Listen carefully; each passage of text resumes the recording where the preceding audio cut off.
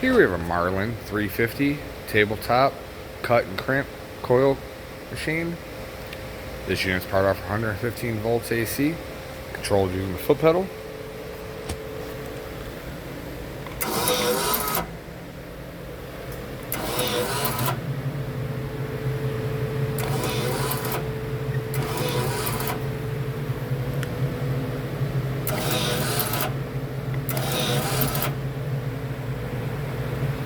Here again we have the Marlon 350 coil crimping machine.